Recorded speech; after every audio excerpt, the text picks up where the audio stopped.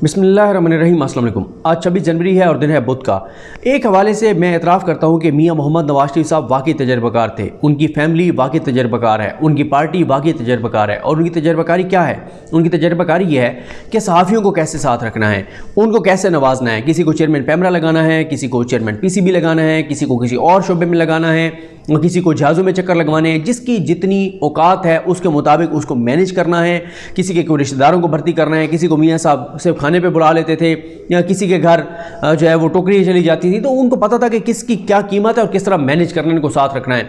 मालकान हैं, उनके जो मुख्तलिफ कारोबार हैं, कैसे उनको नवाजना है, जो एंकर्स हैं उनको किस तरह से नवाजना है, हर चीज़ के बारे में। अदलिया जजेस को कैसे नवाजना है, कैसे मैसेज देना है, कैसे जजेस को धमकाना है, कैसे उनको ख़रीदना है, ये सारी चीज़ें भी वो जानते थे। ब्यूरोक्रेसी को कैसे नवाजना है, 15-15, 20-20 लाख तनख्वाहों पे लगा दो, उनको मुख्तलिफ जगहों पे फ्री हैंड दो, वो सारा उनको पता था। अच्छा, फिर NGOs को कैसे नवाजना है, ये भी उनको बहुत बेहतर पता था। वकला तंजीमों को कैसे नवाजना है उनको पता था। कौन सी फैमिली ऐसी है जिसमें ब्यूरोक्रेट्स बड़े ताकतवर हैं, उनको टिकट कैसे देना है। हर हवाले से जजेस के एक जज के दामाद को जिस तरह से आपके सामने है कि उसको टिकट दिया, इलेक्शन लड़े, वो नून लीग के टिकट पे, एक और जज के पास केस चल रहा था, उसके दामाद को भी नवाज दिया। तो बड़ा इस हवाले से उनकी तजर्बाकारी में उनको मात नहीं दी जा सकती। तो अब आप ये देखें कि ट्रांसपेरेंसी इंटरनेशनल कल से कोहराम बरपा है जिसकी रिपोर्ट के ऊपर, उसका जो चैप्टर है पाकिस्तान का, उसके जो हेड थे उनको कैसे नवाजा गया। ये क्लासिक केस है ये जानने के लिए कि किस तरह से मियाँ साहब चीज़ों को मैनेज किया करते थे। ये आज जनाब ये किस्मत खान ज़िमरी साहब ने बड़ी ज़बरदस्त स्टोरी बनाई है। इसका एक हिस्सा मैं पहले कर भी चुका हूँ। ये मामला ये है कि ट्रांसपेरेंसी इंटरनेशनल जो है पाकिस्तान NGO के तौर पर पाकिस्तान में मई 2002 में पाकिस्तान ट्रस्ट एक्ट 1882 के तहत रजिस्टर किया गया। इस NGO ने करप्शन परसेप्शन से मुतालिक एक सर्वे किया। अच्छा, ये सर्वे इन्होंने इसकी रिपोर्ट उन्होंने जारी की थी दिसंबर में इन्होंने रिपोर्ट जारी की। 8 दिसंबर को रिपोर्ट जारी की। 9 दिसंबर को बड़ी बड़ी अखबारात में खबरें लग गई, खासतौर पर जंग और दी न्यूज़ में। और जंग और दी न्यूज़ ने जो सबसे बड़ी सहाफ़ती बददयांती की थी, जो मैंने आपके सामने रखी थी, कि वो जो इन्होंने करप्शन परसेप्शन के मुतालिक सर्वे किया था, उसमें टोटल 1600 लोगों से सवाल किया गया था। टोटल 1600 लोगों से सवाल किया गया और उसकी बुनियाद पर यह खबर जारी की गई कि अदलिया पाकिस्तान का दूसरा करप्ट तरीन इदारा है। ये बात नहीं है कि अदलिया करप्ट तरीन इदारा नहीं है, लेकिन मैं उसके तरीक़ाकार पे बात कर रहा हूँ कि तरीक़ाकार क्या है उसका, कि किस तरह से ये सर्वे करते हैं। 22 करोड़ का फैसला 1600 अफराद पे किया गया। और उस खबर में मैं चले वो भी आपको एंड में जाकर थोड़ा सा बता दूंगा कि कौन कौन से पॉइंट थे उसमें, कि किस तरह से कंपैरिजन करवाया गया।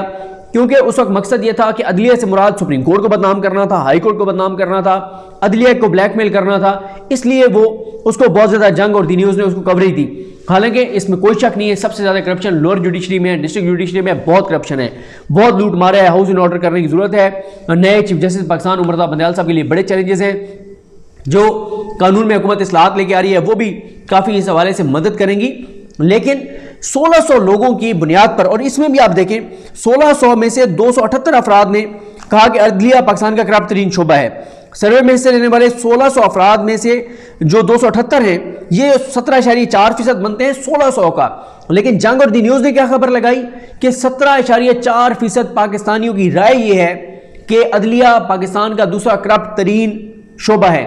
ये नहीं लिखा कि 1600 के 17.4%, टोटल उन्होंने लिखा 17। कहीं एक जगह भी उन्होंने खबर में नहीं लिखा कि 1600 अफराद से सर्वे किया गया था।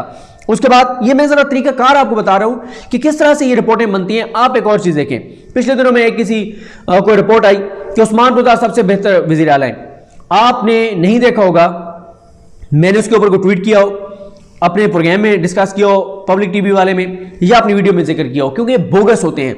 और इंटरनेशनल जो प्लेयर्स हैं, जो बैरूनी कुव्वतें हैं, उनको पता है, वो इन NGOs को इस्तेमाल करते हैं। उन्हें पता है कि पाकिस्तान में मजीद मायूसी फैलानी है, पाकिस्तान के इदारों के खिलाफ, हुकूमत के खिलाफ कैसे इनको रिपोर्ट्स बनवानी है, और ये सारा, और मियाँ साहब को पता था, और इसलिए उन्होंने NGOs को, इन सारों को बड़े ज़बरदस्त तरीके से मैनेज किया हुआ था। अब भी आप देखें बड़े बड़े इदारे आज क्या कर रहे हैं। आसमा जहांगीर कॉन्फ्रेंस को उन्होंने स्पॉन्सर किया, क्यों? पाकिस्तान के अदलिया पर हमले हुए, पाकिस्तान की फौज पर हमले हुए, पाकिस्तान पर हमले हुए। तो ये जो इदारे NGOs हैं, ये अभी इन्होंने साफियों का एक इवेंट हुआ एक इस्लामाबाद के बड़े होटल में, आम बंदा वहां पे जा नहीं सकता, जहां पे, और साफियों को वैसे कहते हैं कि बेरोजगार हो गए, साफियों के पास खाने के पैसे नहीं है, तो करोड़ों रुपए का इवेंट कैसे हो गया। इलेक्शन कमीशन के साथ गाठजोड़ वाला मामला भी सामने आया था, फहीम अख्तर साहब ने भी प्रोग्राम किया था, उस पर मैंने भी बात की थी। अच्छा, अब आ जाए जनाब अगर 17.4%, 1600 में से मान भी ले तो 82.6%, तो फिर भी यानी अदलिया को करप्ट शोबा नहीं कह रहे। अच्छा, उसके बाद फिर क्या हुआ जनाब कि इसके बाद जनाब बड़ी बड़ी सुर्खियां लगी कि और 22 करोड़ का फैसला 278 अफराद ने कर दिया। उनके जवाब के ऊपर ये सर्वे जारी हो गया। अच्छा, और सर्टिफिकेट दे दिया गया।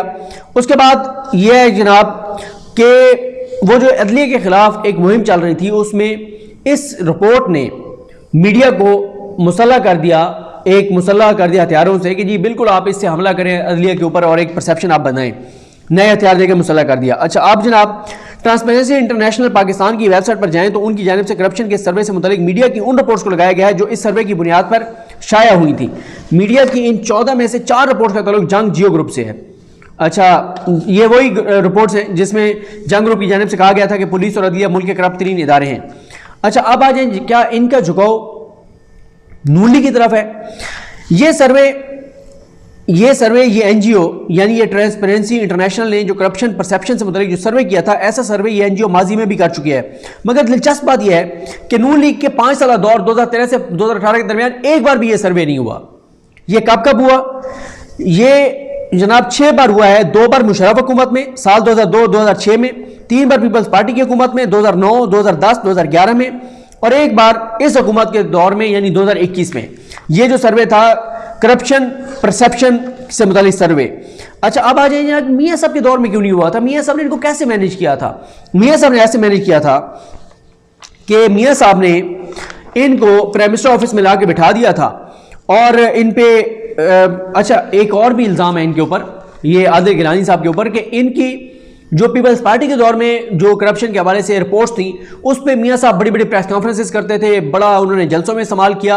फिर मियां साहब ने आके इनको प्राइम मिनिस्टर ऑफिस में कैसे बिठाया वो तो मैं आपको बताता हूं। लेकिन होना यह चाहिए था, अगर नवाज शरीफ साहब ये समझते थे कि ये रिपोर्ट्स ठीक थी इनकी, आदिल गिलानी साहब की और ट्रांसपेरेंसी इंटरनेशनल पाकिस्तान की, तो मियां साहब के इक़्तिदार में आते ही, वज़ीर-ए-आज़म बनते ही आदिल गिलानी साहब को साथ मिला के पीपल्स पार्टी के खिलाफ कार्रवाई करनी चाहिए थी, कमीशन बनाना चाहिए था और पीपल्स पार्टी की जितनी रिपोर्ट्स दी थी ट्रांसपेरेंसी इंटरनेशनल पाकिस्तान ने उसके ऊपर कार्रवाई करते।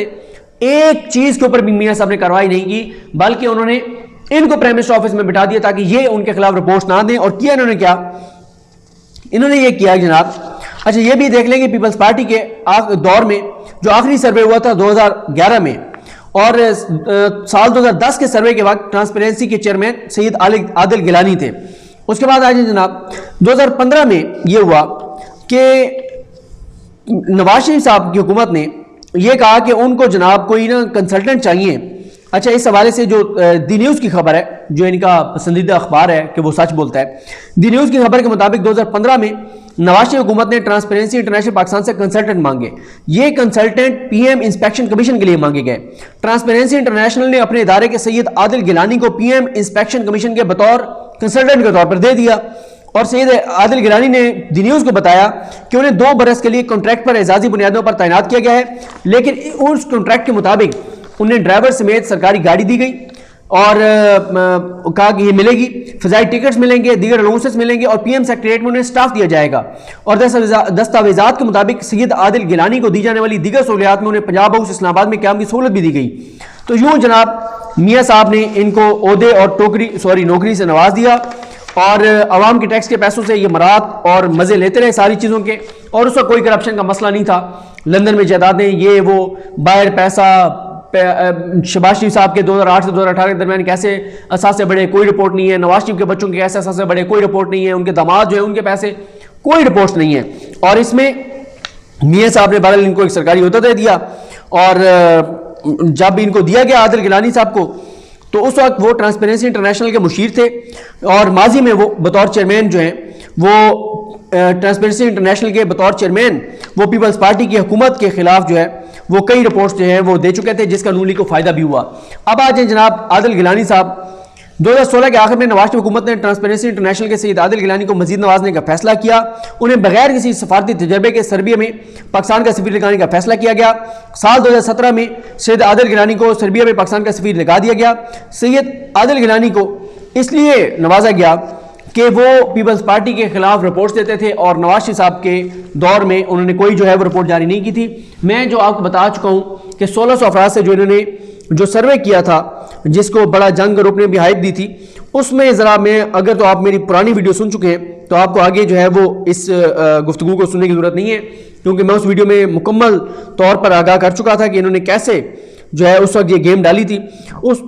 उसमें देखें ना कि जिन 9 शोबाजात का इन्होंने जो है वो आपस में मुआवजा किया था, जिसमें अदलिया को उन्होंने कहा था करप्ट तरीन, दूसरे नंबर पे, पहले नंबर पे पुलिस है, उसमें टेंडरिंग एंड कैटरिंग था, कॉन्ट्रैक्टिंग था, टेंडरिंग एंड कॉन्ट्रैक्टिंग, अदलिया, पुलिस, सेहत, तालीम, एनजीओ, टैक्सेशन, मकामी हुकूमत और लैंड एडमिनिस्ट्रेशन।